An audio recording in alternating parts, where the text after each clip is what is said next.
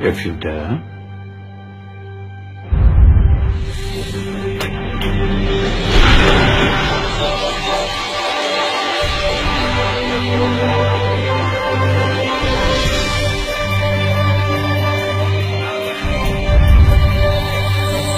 What's going on?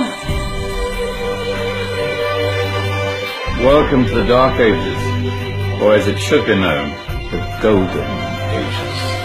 Who are you? I am Al-Jazari, engineer and ingenious inventor. I thought you said this was the Dark Ages. It doesn't look very dark. That's because it's all a matter of perspective, my soon-to-be illuminated friend. Of course, there are parts of the world that weren't dark at all, but in a civilization that stretched from Spain to China, the golden rays of discovery and invention shone over everything. What civilization? The Muslim civilization, my young friend. Through scholars and scientists of various faiths, some of the most important discoveries known to man were made at this time. Discoveries that drew on knowledge of the ancients, but have more connections with your modern world than you could possibly ever imagine. Like what? Well, all sorts of things. I've got to get a picture of this. I knew it was a good idea. Who are you? Allow me to introduce Ibn al-Haytham, a great scientist whose ideas led to the invention of the camera. You invented the camera? I laid the foundations for modern cameras by explaining how our eyes work. I found a way of projecting an image onto another surface through a small hole in a dark room, later called camera obscura. Think of all the things that evolved from this discovery. Cameras, cinema, all share the same principle. Cool. Look out below! Who's that? That's my good friend, Abbas ibn Farnas, who gazed up to the heavens, passionate in his belief that man could fly. Whoa. Indeed, he dared to dream about flying 1,000 years before the Wright brothers. You know, you all take your jet-setting holidays for granted, so it only seems fair to remember Abbas ibn Farnas. Stand by. I'm ready for takeoff.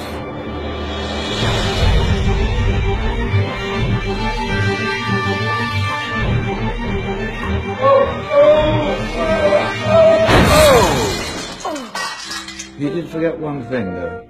A tail, useful for landing. My back. Is there a doctor in the house? Did someone call? Ah, my old friend, why don't you introduce yourself to my young guests? I am Abul Qasim al-Zahrawi. Many call me the father of surgery. Did you actually do surgery back then? Of course we did. In fact, many of the surgical tools that I invented are still used in your modern hospitals. Excuse me, a patient needs my attention. Scalpel? I think I may need some stitches. In that case, I'll use catgut. Catgut?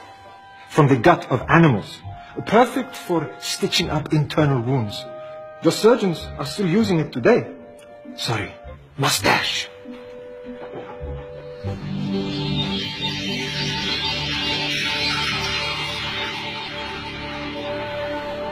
Who's she? That's Maryam al-Astrolabi, one of the many brilliant women of her time. She made sophisticated astrolabes. What? Astrolabes. They show the sky and the stars on a small flat plate you can hold in your hand.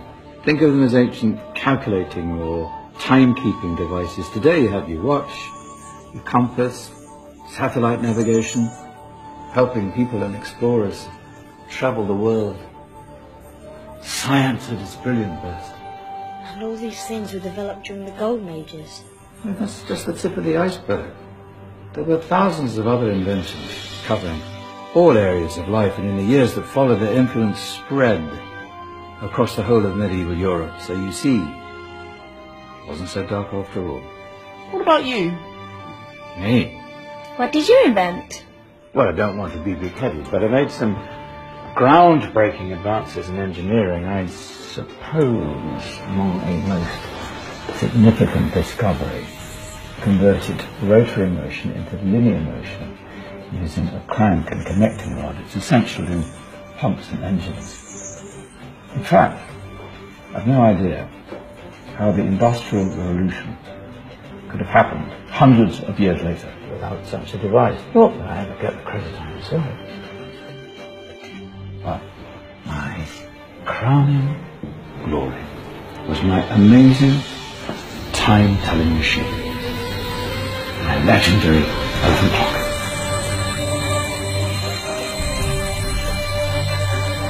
It's a clock. Yes. Dozens of components collected from different cultures around the world. Indian, Greek, Arabian, Egyptian, Chinese. Wow. A United Nations clock.